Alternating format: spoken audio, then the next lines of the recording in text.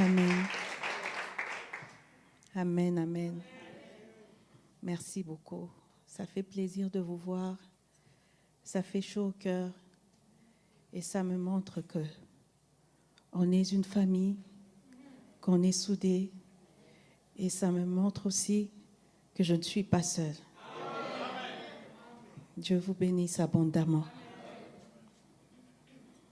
Avant de commencer, je tiens à remercier mon Église pour tout le soutien apporté à moi et à mon mari. Vous avez démontré que vous avez une foi sans faille en votre Dieu et que vous êtes prêts à défendre vos valeurs. Votre humanité me touche profondément. Je remercie tous les membres du ministère Paul Mukendi de partout dans le monde. On a reçu vos encouragements et c'est vraiment apprécié. À tous les chrétiens dans le monde qui prient pour nous, un grand merci. Que Dieu se souvienne de vous et de vos familles. Je ne suis pas ici pour contredire Stéphane. Tout ce qu'il a relaté, nous l'avons bel et bien vécu. Et ce n'est qu'une infime partie de ce qu'on nous a fait subir sans que personne ne branche dans ce pays de droit. Des agents de l'État sont venus chez moi lors de la seconde arrestation de mon mari pour me manipuler, pour m'intimider. Ils m'ont tenu des propos qui n'ont rien à voir avec leur mandat. Comme je n'ai pas voulu entrer dans leur jeu pour incriminer ou me séparer de mon mari, on m'a menacé de m'arracher mes enfants. Ils m'ont fait du chantage, car ils savaient très bien que la corde sensible d'une mère, ce sont ses enfants.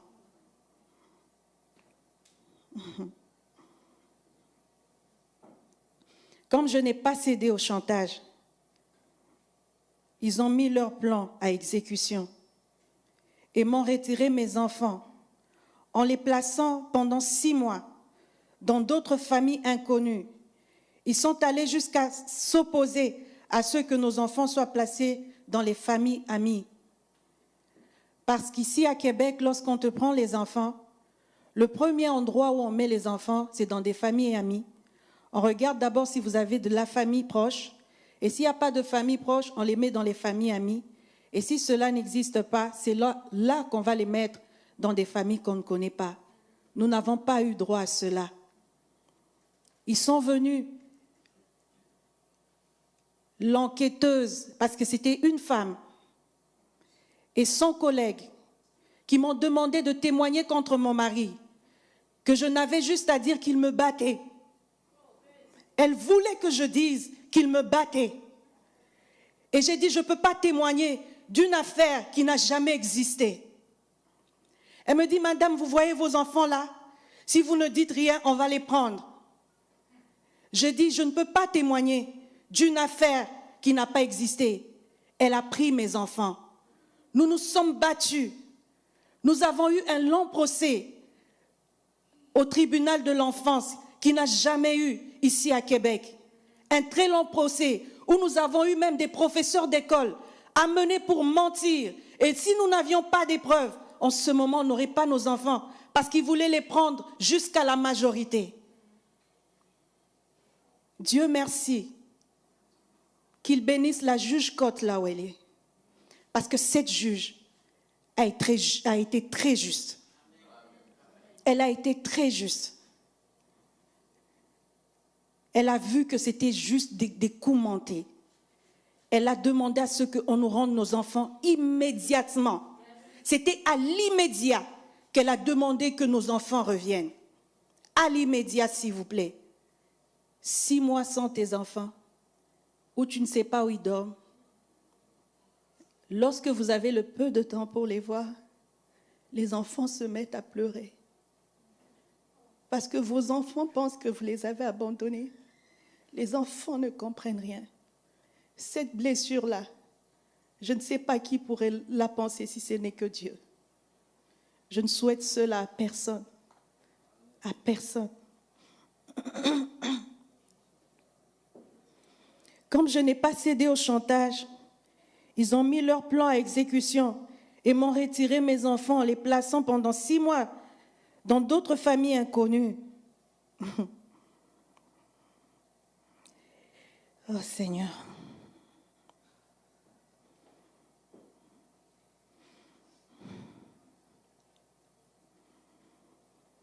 Nous avons eu un procès le plus long.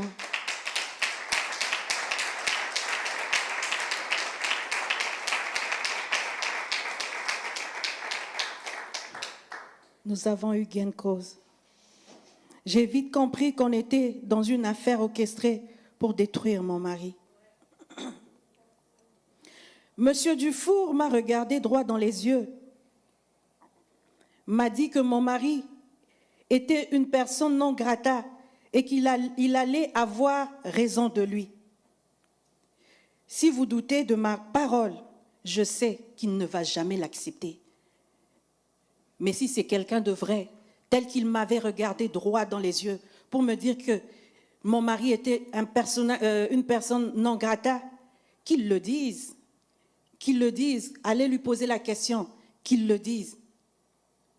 Parce que ce sont ses paroles à lui.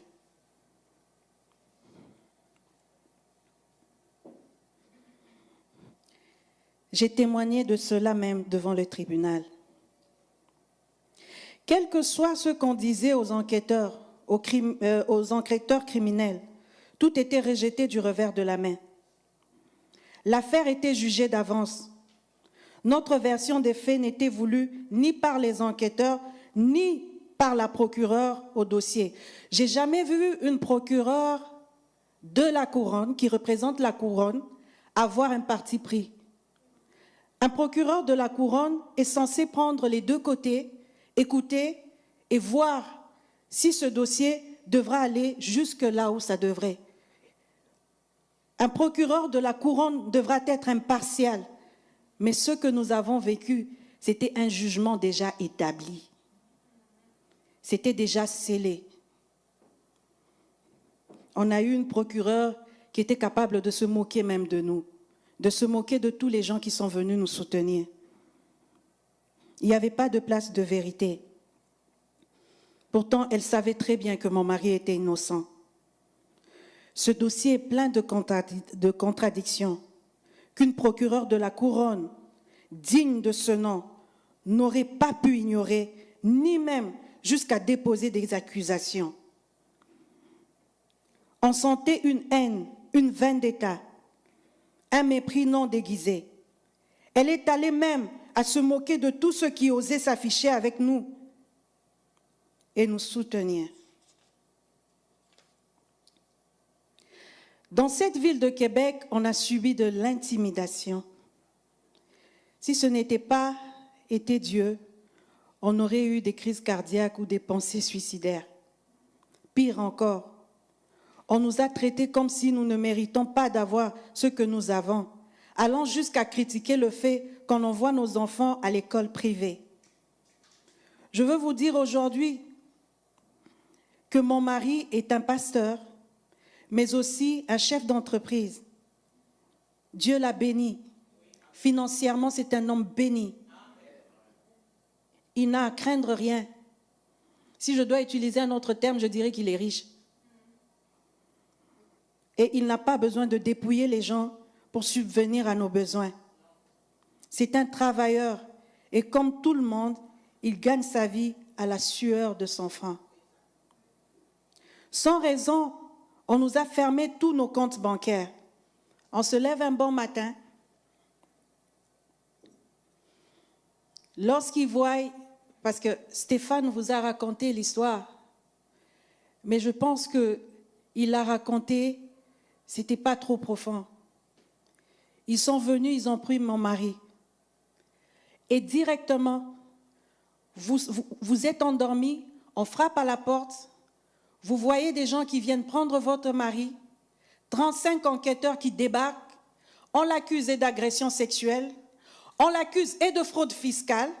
On vient, on nous prend les enfants pour dire qu'il est un mauvais père. Le tout à la fois. Mon Dieu, dans quel pays on est? Est-ce vraiment un pays de droit? Si c'est le cas, montrez-le nous. S'il vous plaît. Le même homme, à la fois, s'il vous plaît. Et lorsqu'on l'a accusé d'évasion, de fraude fiscale, les journalistes en ont parlé. Est-ce qu'ils vous ont dit que ces gens-là se sont désistés? Vous n'avez pas eu cette version-là? Vous n'avez pas eu la version que c'est l'UPAC était à la maison, 35 enquêteurs qui se sont désistés. Vous n'avez pas eu la version où tous les chefs d'accusation sont tombés, ils se sont désistés. Et ils n'ont gardé juste une seule pour dire qu'il n'avait pas bien fait sa déclaration de je ne sais pas quelle année et qu'il a eu une amende comme tout citoyen normal. Comme tout citoyen normal. Et les journalistes ne vous l'ont pas dit. Ils ont retourné l'information pour dire qu'il a une amende de je ne sais plus combien, 100 000 ou quoi. Les journalistes ne vous ont pas dit que tout était tombé et que l'amende était due à une erreur. Ils ne vous l'ont pas dit. Pourquoi? Parce qu'ils ont voulu couvrir les 35 enquêteurs qu'ils ont déployés. 35 enquêteurs, on a fouillé ma maison de fond en comble, dans les plafonds, partout. Et quand je suis rentrée dans ma chambre, les deux enquêteurs qui étaient dans ma chambre, l'un d'eux parlait à son patron pour dire « on n'a rien trouvé ». Lorsque ceux de Revenu Québec n'ont rien trouvé, le patron a appelé et l'UPAC a débarqué. Et tous les comptes ont été bloqués, les bijoux ont été pris, les choses de valeur ont été prises. Une seule personne a vécu tout ça. Les journalistes ne vous l'ont pas dit parce qu'il fallait qu'on le présente comme un monstre. Il faut qu'on le présente comme un monstre. Il doit tomber, c'est un voleur. Il est venu voler. Ça fait honte au Québec, ces journalistes. Vous faites insulte à votre pays. Vous faites insulte à votre ville. C'est pas normal ça.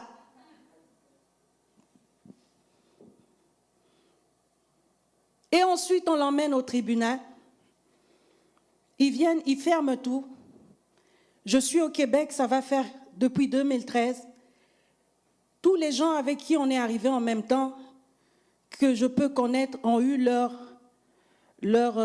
nationalité. Et moi, on a refusé de me donner. Ils ont bloqué. Pourquoi? Parce que je suis mariée à Paul Mukendi. Je n'ai pas droit à avoir la nationalité. C'est triste. Mes enfants sont nés ici. Parce que je suis la femme à Paul Mukendi. On se lève un bon matin, la banque vous appelle pour vous dire on n'a plus besoin que vous soyez nos clients. Vous avez vu ça où? Et comme c'est dans le droit de la banque de ne pas vous expliquer pour quelle raison. Vous vous levez un matin, Scotia t'envoie la lettre, TD t'envoie la lettre, les banques vous envoient les lettres, vous vous demandez, Seigneur, qu'est-ce qui se passe? Qu'est-ce qui nous tombe sur la tête? Pourquoi? Parce que Revenu Québec et UPAC ont trouvé qu'il était innocent, que les comptes, ils ne pouvaient plus les garder bloqués, alors la banque doit vous rejeter. Est-ce que vous voyez ça au moins? Est-ce que vous le voyez? Est-ce que vraiment, tel que vous êtes assis, vous trouvez que nous sommes fous et malades? Est-ce que vous trouvez vraiment que cet homme qui a crié qu'il est innocent est vraiment fou et malade? Nous avons été tous au procès. Ce n'est pas parce que je suis sa femme que je le dis. Ça s'est murmuré même dans les tribunaux. Les constables, certains avocats qui murmuraient tout en bas. C'est quoi ce verdict? Ils ne peuvent pas le dire haut, mais moi j'ai entendu. C'est quoi ce verdict? Tout le monde sait qu'il est innocent. Les faits ont été présentés. Ou une femme qui dit avoir été poignardée n'est jamais allée se faire soigner dans aucun hôpital, dans aucune pharmacie, mais qui a survécu au poignard. Dans quel sens? On va se poser la question.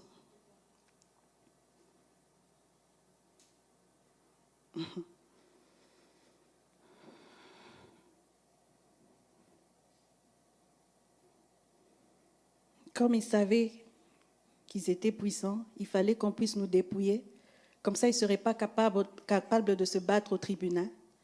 Mais vous avez vu devant vous, cet homme qui a crié son innocence pendant 4 ans s'est battu corps et âme pour le prouver. Et je dis que le Québec a insulté sa propre cour. Ils ont minimisé leur propre juge. La cour d'appel a minimisé le jugement de l'honorable Geneviève Cottenham, le jugement de l'honorable Jocelyn Rancourt. C'est-à-dire que ce ne sont pas des bons. Parce que pour aller en cour d'appel, où 3 juges, en unanimité, disent que tu es coupable et que tu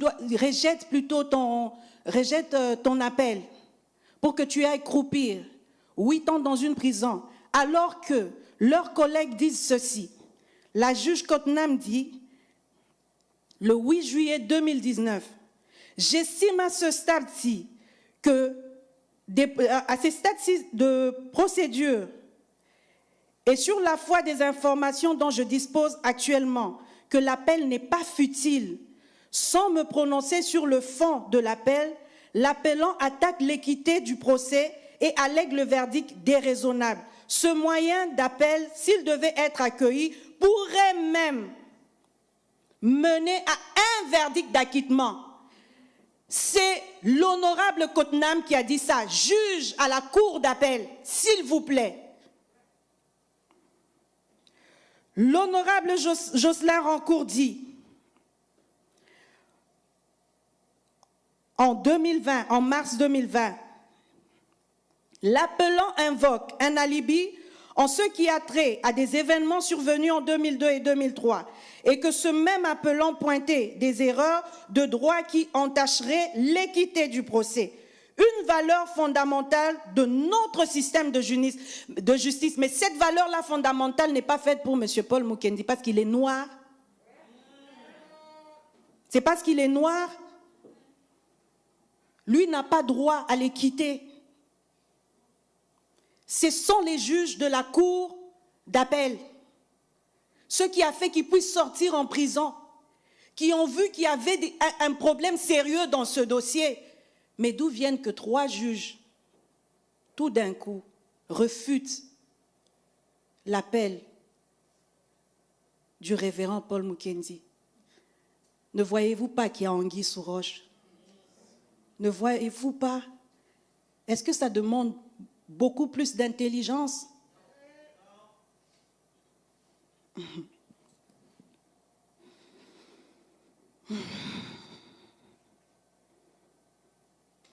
On a vécu vraiment une histoire troublante pendant 4 ans. Je vous dis que c'est une histoire vraie. Ce n'est pas une affaire montée par Hollywood. C'est réel. C'est réel. Je suis triste. Je suis blessée. Je suis confuse. Mais je fais confiance à notre Dieu. Innocent, oui, je crois. Il l'est. Parce que cette bataille, je suis allée avec lui. J'ai tout vu. J'ai tout lu. J'ai tout vécu avec lui. Et la procureure le sait. Bien qu'elle s'affole et s'agite là. Et celui qui chapeaute toute cette affaire, je vais lui dire, je ne te connais pas. Je ne sais pas pour qui tu es. En ce moment, tu es le puissant. Mais sache qu'au-dessus de toi, il y a un tout-puissant.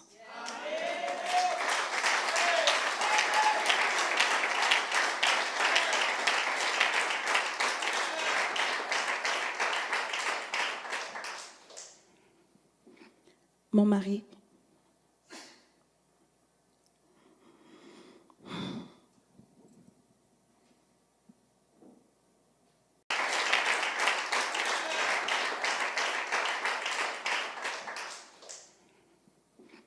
Mon mari.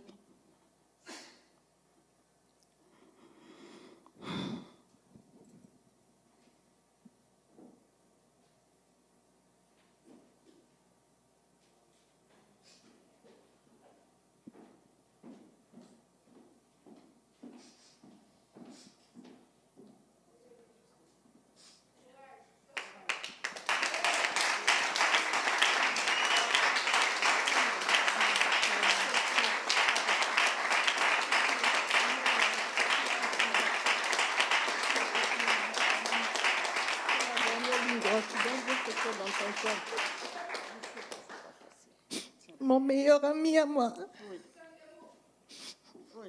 mon amour, si tu m'écoutes en ce moment, sache que j'aurais voulu que tu sois là. Mais face à une telle injustice, je ne peux pas te blâmer. C'est devant tout le monde que cette injustice a eu lieu. Je sais que si tu étais blanc, on ne t'aurait pas abandonné. On n'aurait pas posé des questions. Mais malheureusement, aucune voix ne s'est levée pour toi. Aucun journaliste n'a posé des questions. Les mots d'ordre avaient été donnés. Rien de ceux qui pouvaient te disculper ou te présenter comme un être humain ne devait transparaître dans leurs écrits. S'il y a des journalistes qui écoutent, je vous laisse à votre bonne conscience. Si conscience, il vous en reste encore un peu. La seule chose que je peux faire est de prier pour toi, mon mari. Je sais que tu es innocent. Ton Église sait que tu es innocent. Amen. Ton Dieu sait que tu es innocent.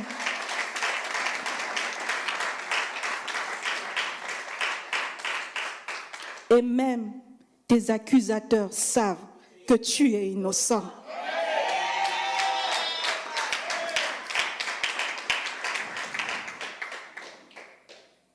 J'invite tout le monde à prier pour lui.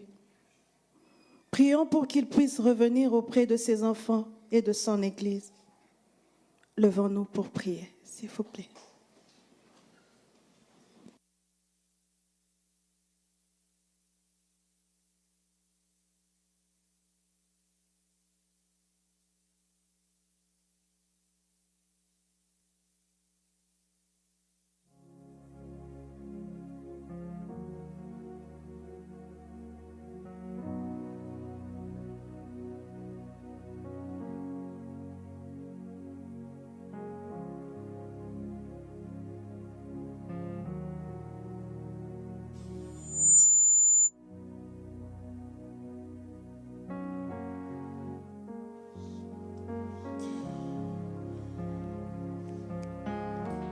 Prions, prions. Let's pray.